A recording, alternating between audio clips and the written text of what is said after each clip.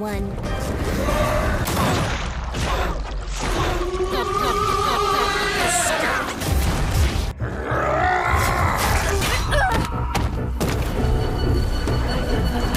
Now look at us. Crusty, musty, and rusty all over. You ain't one of us. Dad? What do we do now? Part-time Seagull and Glitch Productions have released their newest show, The Gaslight District. This zany, dark atmosphere, absolutely off-the-rails, artsy-fartsy show has people reeling in their seats wondering, wow, what the heck did I just watch? That was cool! It was crazy! And what the heck is going on? Oh yeah, we are all kind of in the same boat. And while there's already a lot of criticism being hurled at this show for its ridiculous breakneck pacing, there's a lot more going on than just the fun allusions to the divine comedy and all of the crazy codes that are hidden throughout the episode. Oh yes, there is so much more going on, and I am here to break it all down.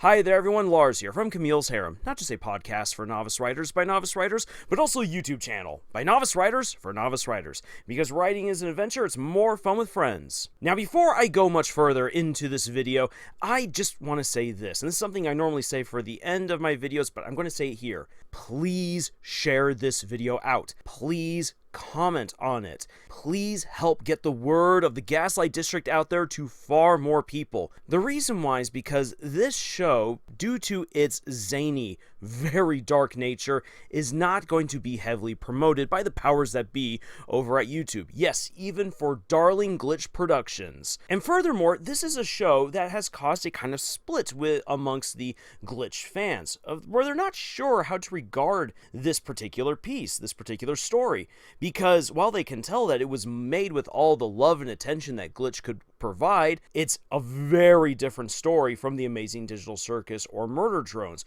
which are the two shows that have brought in the majority of fans for Glitch. And what I want to have happen, especially in the comments, is I want to see your take, your thoughts. Did you like this show and why? And did you not like this show and why? We need to get the word out, and we need to start a dialogue, because the powers that be will not want to have that happen. They would like to have this just shut down and for Glitch to return to the Amazing Digital Circus as soon as possible for all of that amazing ad revenue. So again, please like, share this video. Please comment down below with all of your thoughts. I want to get all of them. So with that being said, let's dive into this episode of the Gaslight District.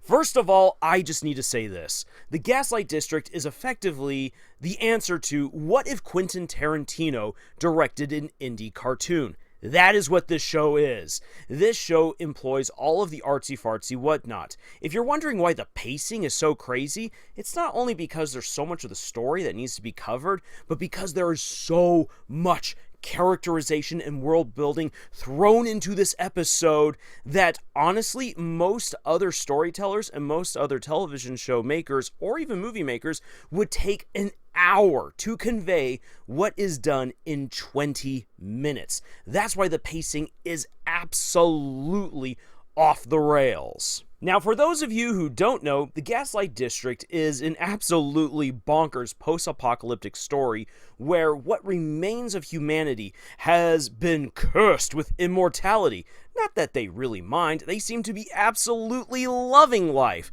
on this weird floating island that rests in the ocean above destroyed Earth. And the island, if you're paying very close attention, represents hell from Dante's Inferno. There's a lot of the divine comedy in this particular show. Now, humanity's curse of immortality has transformed them into these weird monsters. They don't look or act human at all anymore, and they live in fear of a human being born of an angel's egg that will bring about an end to their world. And little do they know that there is a human right under their noses and a member of the gangster squad, the Smiling Dead. Yes, Melancholy, the adopted daughter of Ken, is indeed a human, and that reveal is put out there very early on. So everything about this episode is Mel and Ken trying to cover up her identity. And Mel has an idea. They are going to steal away into Lost Paradise, which is a really bizarre representation of Dante's paradise. We'll get more to that later. They're going to steal an egg, and then they're going to destroy it, kill it, in front of all the denizens of this putrid city. And so a heist ensues. The heist goes sideways really quickly and in a very interesting way. It subverts your expectations in ways that, quite honestly, you weren't expecting. This is the proper use of subversion of expectations, and again, more on that later. So, Smiling Dead manage to get their hands on an egg, lots of other shenanigans ensue, Ken is up to some weird stuff, and when they go to destroy the egg, before they can accomplish it, the egg hatches, revealing an angel, and suddenly everyone begins to look at Mel and at Ken. What are you hiding?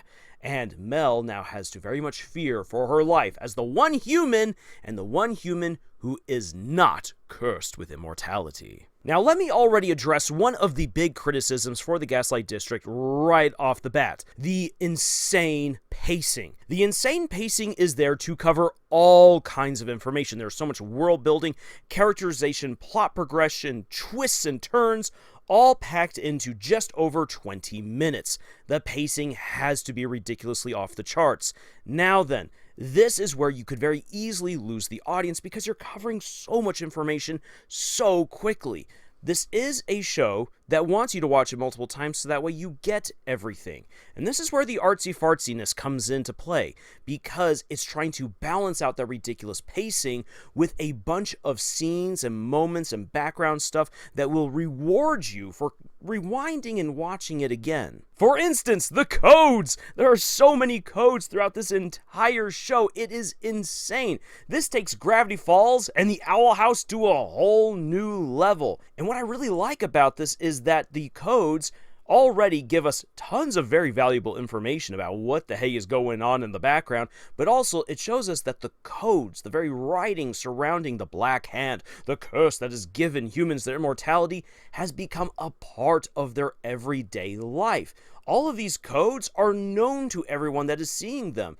The only people who don't know what they are us, the audience, and it entices us to continue to go back again and again and again. And a shout out to our member over our Discord, Ocean. She went through every single code, hacked them, decoded them, and even presented the whole alphabet 2 days before I saw anyone else dropping all of their findings on Reddit. Amazing job, Ocean. All the credit to you. So there's the codes, but then there's also all of the split screens. This is really interesting here because split screens feel oftentimes like something that came out of the 60s and the 70s, where you're just all like, do we really need to have all of these split screens where basically people are like, ooh, new technology, ooh, look at all the faces we can put on the screen at once. Here instead, the Gaslight District uses the split screens to show all the different characters and create comparisons and contrasts.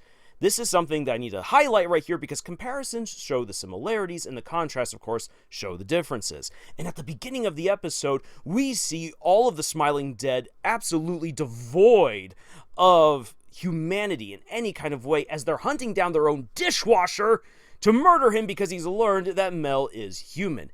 But as the episode continues to go on, the split screens begin to show a contrast between Mel and Ken, how they do things differently, but also how similar they are. That even though they are not blood related, they are very much father and daughter. The split screens right here are an artsy-fartsy way of actually covering extra 10s and 20s of seconds that would eat up the runtime and instead deliver the gut punch that tells us, whoa, this is a family right here. Whoa, these are characters who are going through a struggle here. Whoa, Ken has humanity? All of that is conveyed through these split screen moments. There's also the way that the show just feels absolutely just disjointed. When we cut away to photorealistic images of the characters, to the oddly bizarre claymation style of movement, then to scenes that just feel like they have no bearings whatsoever on reality, these all here are meant to convey just how bizarre and twisted this world is. This isn't Earth. Sure, it's a post-apocalyptic Earth, but this isn't Earth.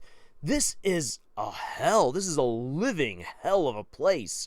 And I especially love the scene at the end where Ken and Mel, even though they are not surrounded by everyone literally, suddenly find themselves in different spotlights surrounded by the crowd, as the crowd now has a spotlight shined on each of them. And a core part of the Gaslight District is that truth will come to light. You cannot hide, you cannot lie forever. The truth will always come up. I mean, the very end of the episode tells us as much. And in this moment, Mel and Ken have the spotlight shone upon them. What is their great secret that they are hiding? And everyone now knows that they have something to obfuscate, and they will want to know. Ken and Mel are now in pure, real danger. All of this artsy-fartsy stuff right there is there for us to watch again and again, to come to analyze and appreciate, so that way we can absorb the full story and then deal with the relentless breakneck pacing that the show has. It is a gamble. It is something that you could not replicate very well in written prose. You could try it, but it would take you far longer than it does through the visual story medium of CGI animation. And that's why I think that this bold gamble actually does work. But because it goes so fast, because it's so much information, and it really does beg you to do quite a bit of homework, I think that's one of the reasons why a lot of people are like, okay, I can appreciate the story and the characters a little bit, but whoo, everything else is going over my head. I'm going to rely on some YouTubers and some theorists online to break everything down. MatPat, have you come out of retirement yet? But another thing that I feel is a very good criticism to throw at the show, even though this is absolutely core and central to it, is just how dark it is. Now, granted, this is its identity, and I personally have nothing against it.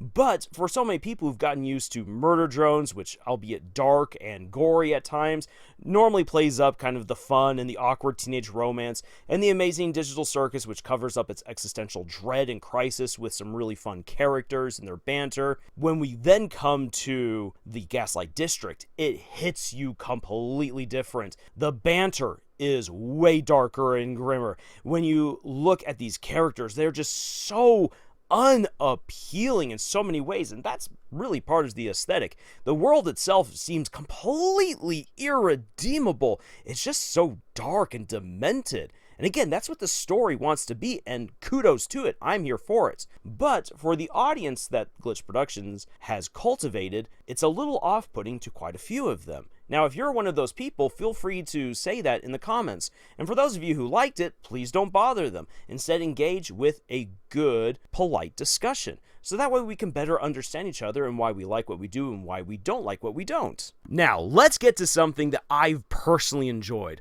All the allusions to the Divine Comedy by Dante Alighieri. Commonly, people refer to Dante's Inferno, which is the first part of the Divine Comedy, which is obviously the most fun to read because it's hell where everyone is suffering, and it's basically where Dante is writing a fan fiction of his life, poking fun at everyone he doesn't like and condemning everyone who betrayed him to hell and watching them suffer in the cruelest, most bizarre ways possible. Holy cow, reading the Inferno is a wild trip, and I highly recommend it. But why is Dante's Divine Comedy in this particular story? Because it feels like it doesn't belong. Humanity has been cursed with immortality, but they're not really taking it as a curse. They absolutely love it. They revel in their particularly monstrous state, and they do not want a human. They do not want redemption, and it's not just the hellish underworld, but it's even lost paradise. When you go up into the land of the angels, all of the guards, the angels, and the weird virtue figures, they all are cursed. They're all warped, twisted beings. There's nothing good about any of this. It seems like it's all hell. But the Divine Comedy is about Dante's adventure through hell, then through purgatory, and finally to paradise, where he is able to see the true nature of the universe and find redemption and become one with God and with Beatrice, his teenage crush. Yes, that is actually 100% true. You can go and you can read it for yourself. So what exactly then is the purpose of the Divine Comedy within this show? Is it just simply aesthetic? My answer to that is no, and this is where I'm going to add a little bit of my own theorizing. And yes, I know I was wrong with my theory about Ken getting bonked off in the very first episode. Yeah, that didn't happen, and I'm actually really happy that it didn't because of this particular theory. You see, the Divine Comedy, and the reason why it's called the comedy is because it takes Dante from the worst state of his life and takes him to a far better place. In old school theater, comedy didn't mean humorous. It meant that you took a really bad situation and you made it good, that the characters have a happy ending, that they have redemption. By using the aesthetics of the Divine Comedy, we can begin to glimpse at what might actually happen to humanity within the Gaslight District. And it is this, that we are going to see the humans, what's left of them, forcibly transformed from their absolute worst state into something better, thanks to a human being in their midst. Because when we get the opening of the Gaslight District and we're told that they live in this opulent decadence, no, there's nothing about the Gaslight District that is opulent. Holy cow, I've been to Neuschwanstein, I've been inside that castle, I have seen opulence, I have seen jaw-dropping opulence. What you see in the Gaslight District is despicable, disgusting, awful crap. It is so bad. No one in their right mind wants to live in this place. That's because these people aren't in their right minds. We see how the curse warps and twists them, destroys them. These people are not humans anymore. They have lost their humanity 100%, except for Ken. We don't know yet the story of how Ken got a hold of Mel, but he has raised Mel as his daughter. He's protected her. He loves her. He watches out for her. He's willing to invade Lost Paradise and risk it all for his daughter. And along the way, we see him being human. Yes, he is still a monster. Yes, he does some horrific things, absolutely. But suddenly, this man with a cleaver in his head, this split onion rusting man, suddenly feels like a real character, like an actual father figure that we would want to have, who watches out for you, who loves you, who's willing to go to the ends of the earth, sully his own soul, if it means protecting his daughter. That is incredible. That is a very human story. And we see Ken showing off way more genuine emotions than any other character, including Mel, until the end of the episode. And that's because Mel herself has been trying to discard her humanity. She hasn't received the curse mark, so she's very much vulnerable, but the way she acts, the way she lives, she's trying to be like all the other denizens of this living hell, of the Gaslight District. But at the very end, when she's given the opportunity to destroy an innocent egg in order to remove any sort of suspicion that she could be the human that she bleeds black, well, when she goes to kill the egg, she can't do it. There is still a spark of humanity very much within this human, despite everything that she's tried to do to live like not just like one of the smiling dead, but like any other denizen of the Gaslight District. That moment of hesitation, and you can even see how Ken himself is worried about what's going on. Can his daughter actually go through with this? Because everyone that she's ever quote-unquote killed has always come back to life. That's the nature of the curse. This will be the first time that she will ever have actually truly murdered anyone, and she can't truly bring herself to do it. And when you look at Ken, there's also something to him that you can see where he doesn't really want to go through this either. The idea of actually sullying your soul in that particular way through an event that you can never take back, that shows that there's still humanity to these characters, and a humanity that would never have come to Ken if it wasn't that he had to raise Mel. And so what will be the end of the Gaslight District? I don't think that it's a human is going to destroy the entire city, but rather that the lifestyle and the motivations to continue embracing the curse of the Black Hand will erode, will be undermined by the existence of a human who inspires humanity within the absolute worst that humanity's become. They're not even humans anymore, but that humanity can be regained through a very real, very special relationship with a human and rediscover something that they all lost, that they all threw away long ago. And that through the actions of trying to protect that human that these people have come to care for, Ken especially, will lead them to doing things that will completely destroy the society and the world that they have lived in now for millennia. And in a way, that's actually a very beautiful reflection of Dante's Inferno, where within the Inferno you see all of these humans being transformed into beasts through the tortures that are heaped upon them because of their sins. They are losing their humanity. But if their humanity could be regained, if there was a second chance given to them, could they not rise up and become better people? It's one of the reasons why the Divine Comedy became so influential, not just because it's a great read, but because it was something that inspired people to consider their eternal state, the well-being of their soul, in a completely different light. And what if they really did need to live better, become better? That is what Dante's Inferno and the Divine Comedy in general inspired. And that is, I think, at the core of the Gaslight District, to inspire people to once again discover their humanity. But in order to really deliver that message, the story has to go dark and demented, which is again a really big gamble. And I think that in order to sell that gamble, once again, this show needs to be as artistic as possible. More artistic than any Quentin Tarantino movie that I've ever seen, and that it needs to be so fast-paced because, in many ways, if you let people linger with this idea for far too long, you will lose the audience because it's either too big, too weird for them, or they are going to completely disagree with the message. Rather, instead, bombard them real fast with everything, encourage them to watch it again and again and again, and infuse the message within their mind, and then maybe there's a better chance that they will accept it. And if they don't fully accept it, they will at least come to enjoy